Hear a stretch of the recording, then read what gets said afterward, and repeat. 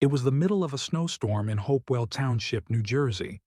A utility worker drove through the icy roads just after dawn when he noticed a parked SUV idling near the woods. The engine was running. The driver didn't move. Inside was a woman's body. Outside, only one set of footprints, leading into the forest. What began as a possible accident quickly unraveled into something much darker.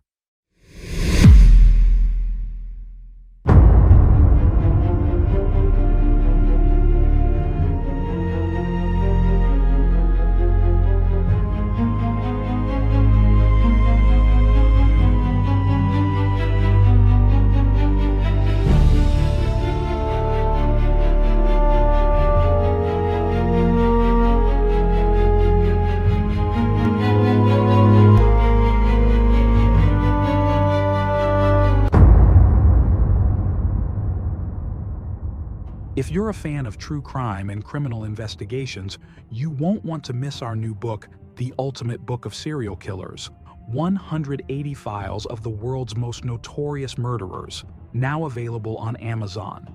You can also purchase the PDF version directly from our website for instant download.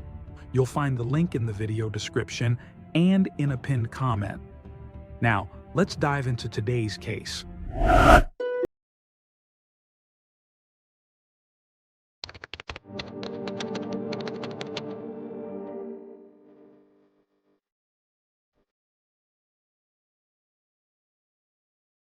Jonathan Nyce was born on May 26, 1950, in Collegeville, Pennsylvania.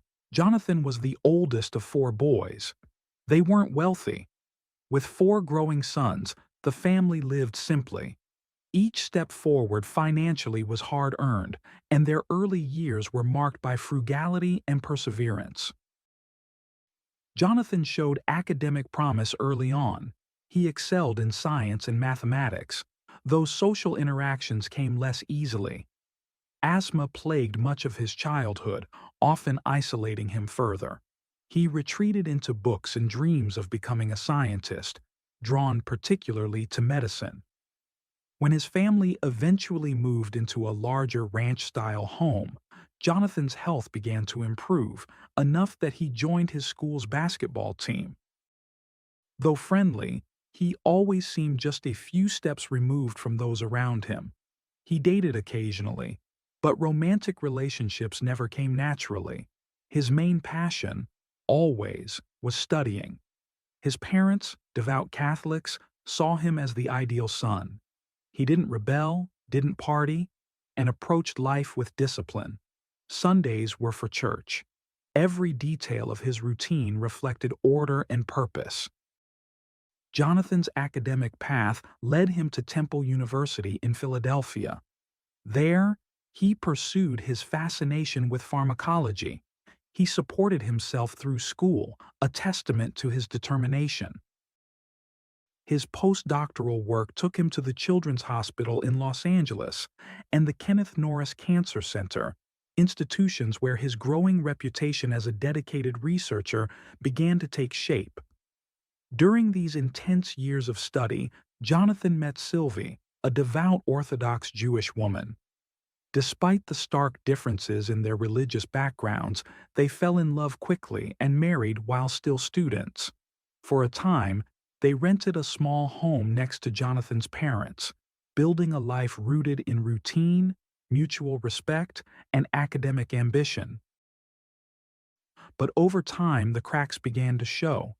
Religious holidays highlighted their differences. Family gatherings became uncomfortable.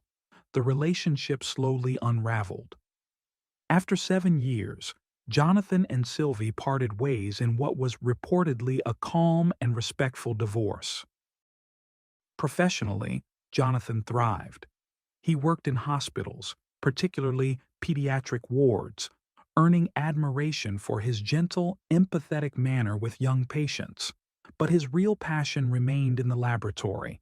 He was driven by the possibility of creating life-changing medicines.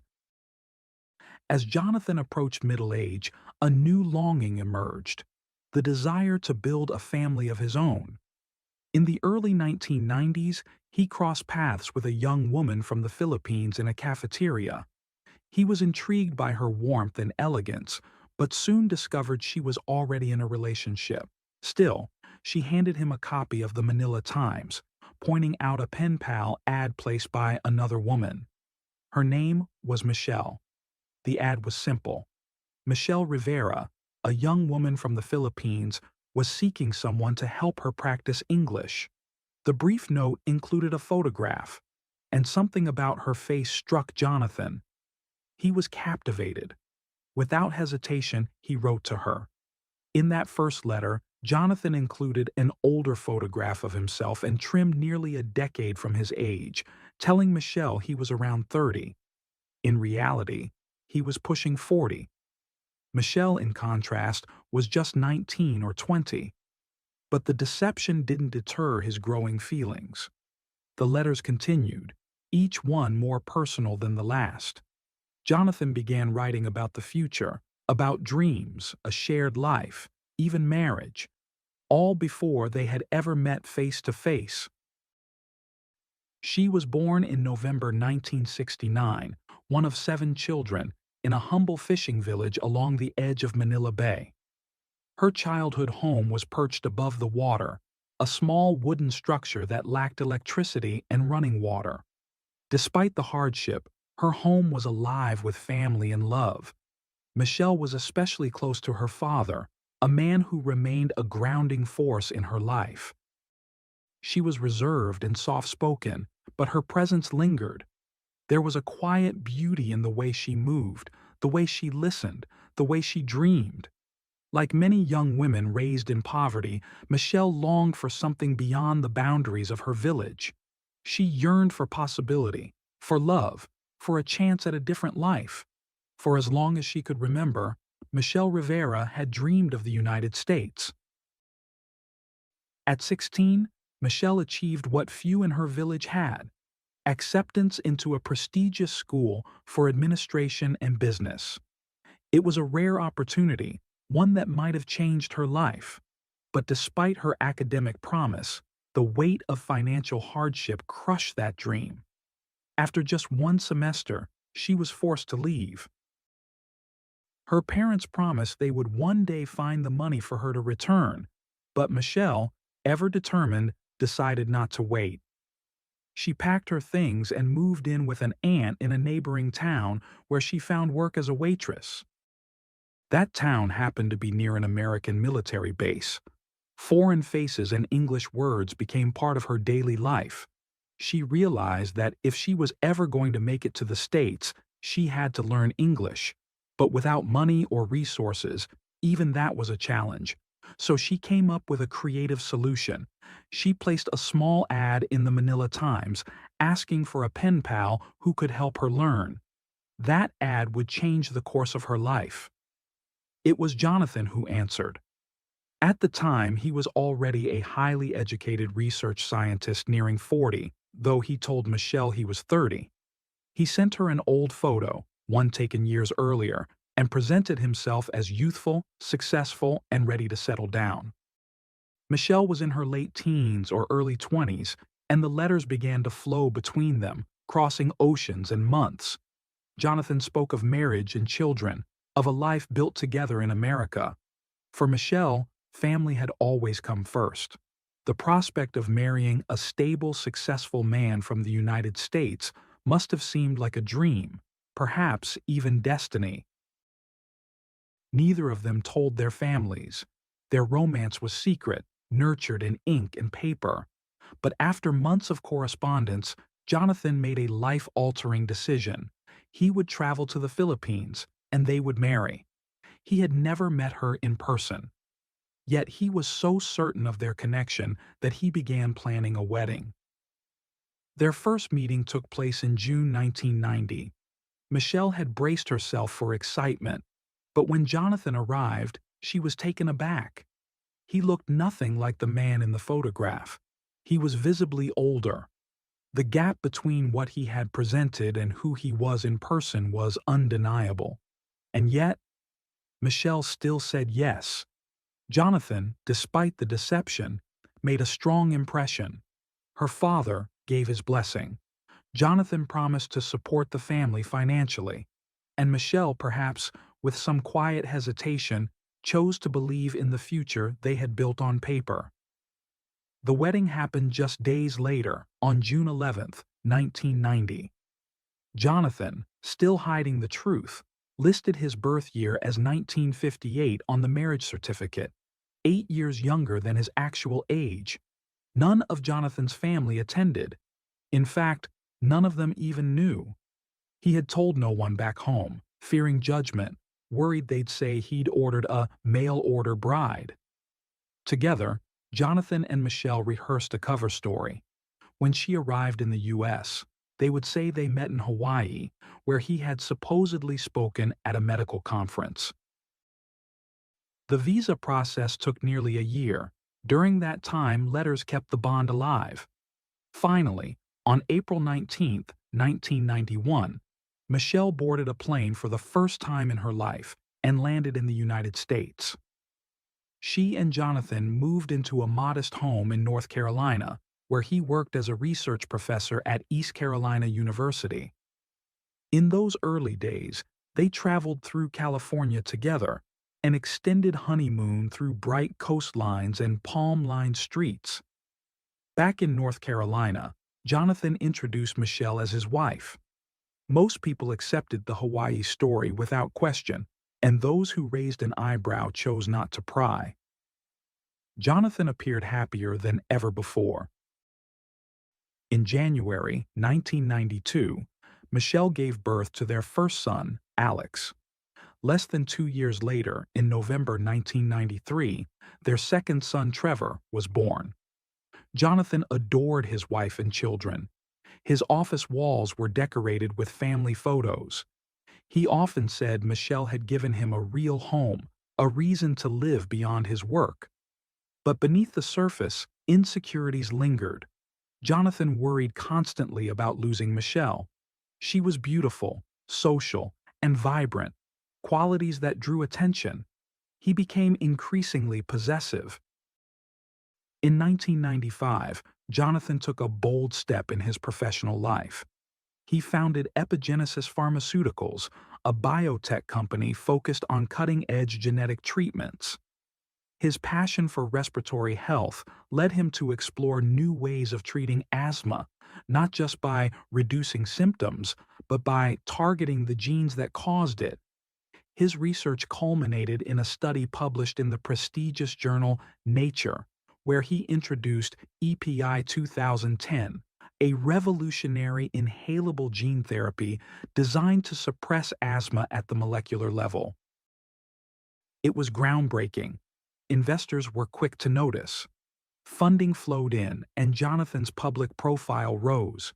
He appeared in interviews, spoke at conferences, and presented himself as both scientist and philanthropist. In March 1998, their daughter Samantha was born. By now, Jonathan was at the height of both family and professional success. One investor put $5 million into his company. Annual budget soared to $11 million. Jonathan began traveling frequently, networking, presenting, securing funds. He spent 1 week each month away from home. And with the company's expansion, a move became necessary. In 2000, Jonathan relocated his company's headquarters to New Jersey. The family followed, settling in a massive home in Hopewell Township. On the outside, their new life looked like the American dream fulfilled. But Michelle struggled. She had left behind a tight-knit community in North Carolina, her friends, and her support system. Jonathan was gone more than ever. The children were growing, and Michelle was alone in a town where she knew no one. She began going to the gym, at first to stay active, then perhaps to socialize. Jonathan, ever anxious, became jealous. In response, he built a private gym for her at home, hoping to keep her from the outside world. Over time, Michelle began to feel as though she was living in a beautiful prison, a golden cage, as she would later describe it to her family. In 2001, seeking purpose, Michelle took on a new project, redesigning the family garden. It was a way to create something of her own. Jonathan approved the idea, despite the $50,000 price tag. Michelle hired a team of landscapers, one of whom stood out. He was introduced as Miguel de Jesus. Michelle and Miguel formed a friendship. At first, nothing more. By 2002, Jonathan's professional life was beginning to unravel. The company he had spent years building was facing critical setbacks.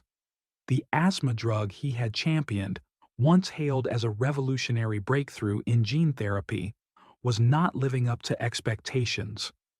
Though it had shown promise in animal trials, the results in human patients were far less encouraging, especially among those already using standard asthma medications. Investors grew restless. Then came the dot-com crash. Confidence in biotech faded. Funding began to disappear. Board members turned on Jonathan. They ousted him from the company he had founded and replaced him with a new leadership team. His wonder drug was shelved. Jonathan was formally dismissed in March 2003. With no steady income and a growing mortgage, the family finances teetered on the edge of ruin. But Jonathan refused to let the mask slip. He continued to live as if nothing had changed. He stayed home, claiming to be working remotely. He even told people he was writing a children's book. In reality, he had begun drinking heavily. And when he drank, his mood turned cold, sometimes hostile. Through it all, Michelle was walking her own path, quietly, but with growing certainty.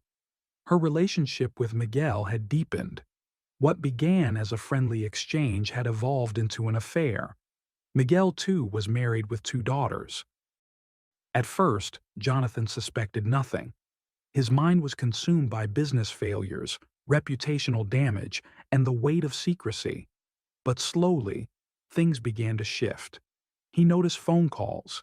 He read the bills. The evidence piled up. Around this time, another secret unraveled. At a family birthday party for one of Jonathan's brothers, his mother let slip that Jonathan was the eldest. Michelle was stunned. According to her husband, the brother being celebrated had always been the oldest.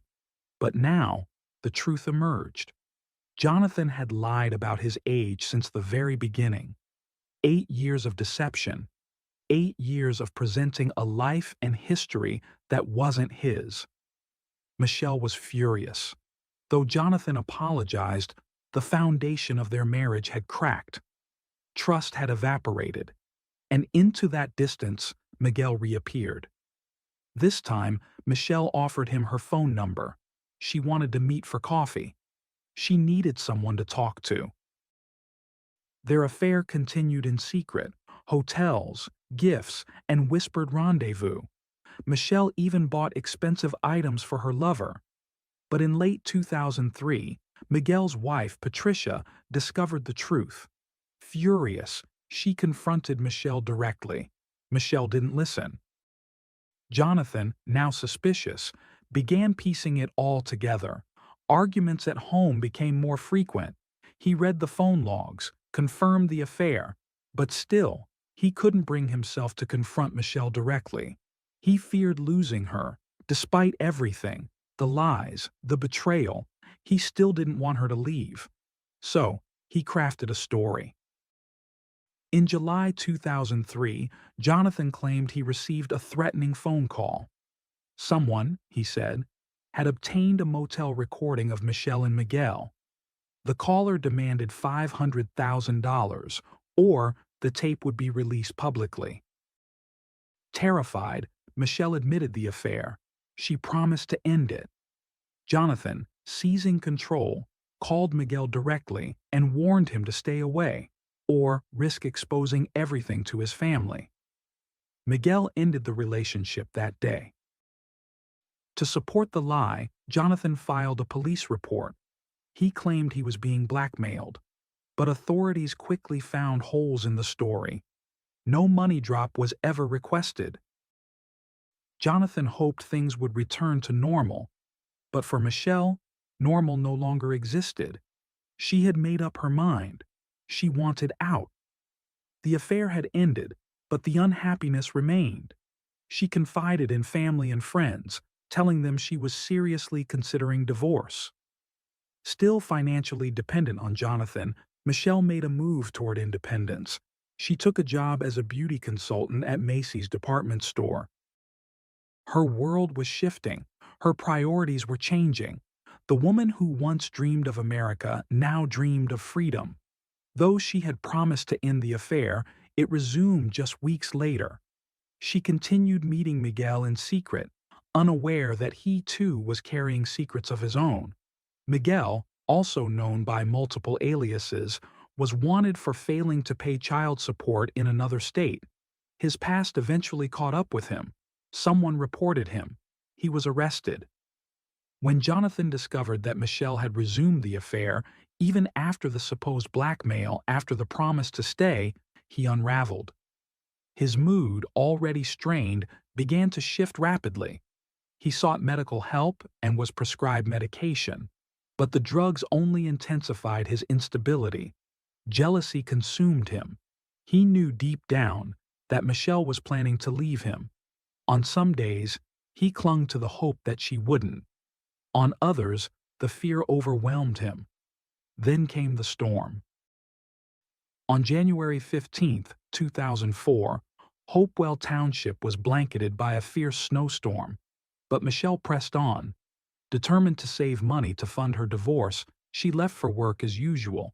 She finished her shift at Macy's around 9:15 p.m., and by 10, she was with Miguel. They met at a motel, as they had before, and spent roughly 2 hours together. Afterward, they parted ways. She never made it home.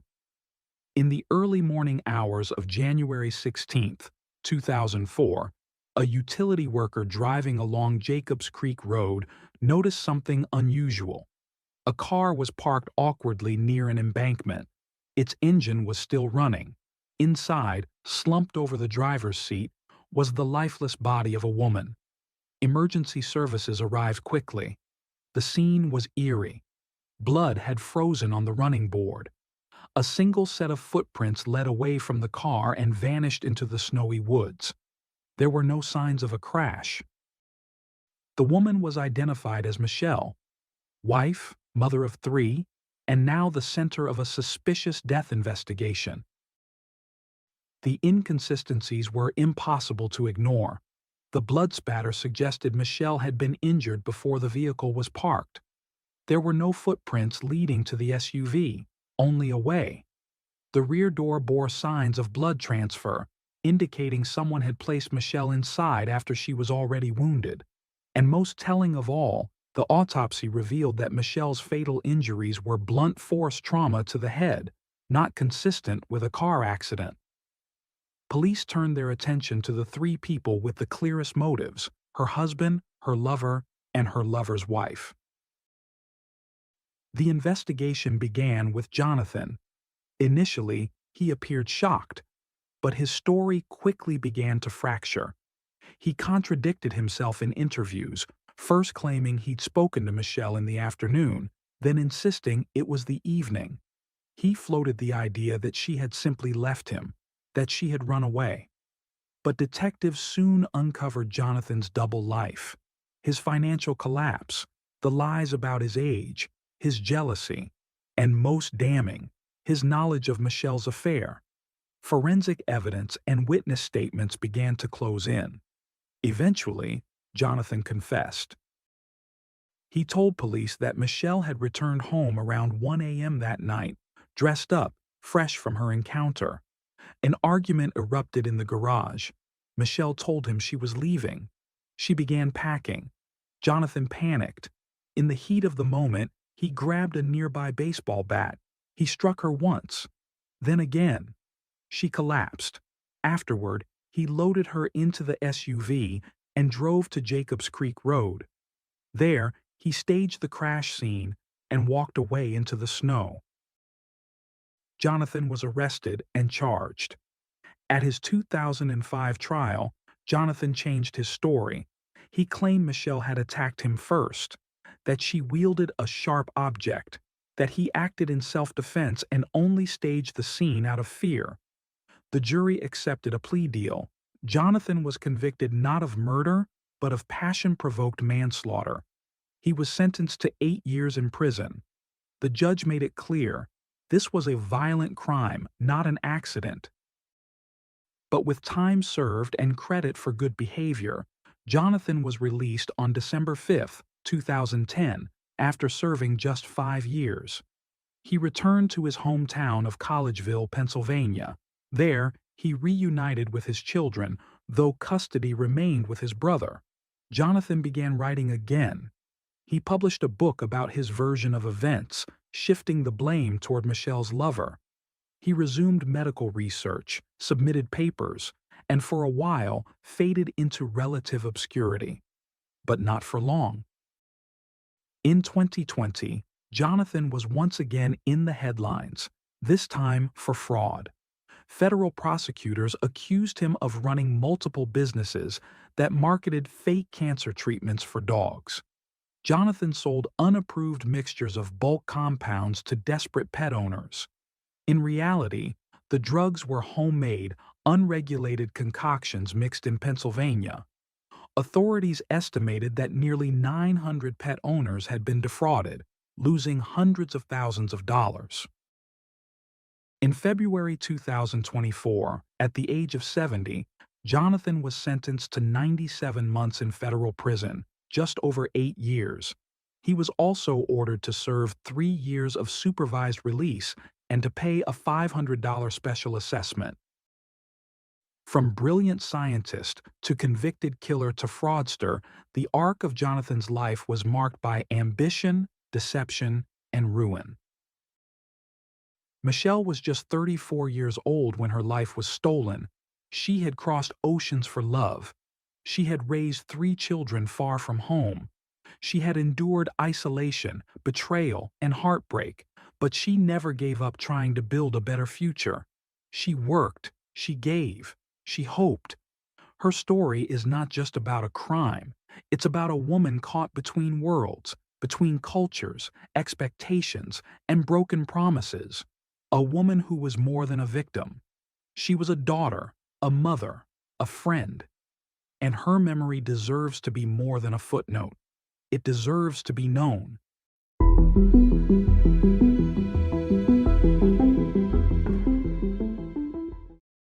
Thanks for tuning in to Unreal True Crime. If you're intrigued by mysteries from around the world, check out our new channel, Latin Crimes, where we dive into the gripping true crime stories of Latin America. Don't miss out. Subscribe now for more thrilling investigations.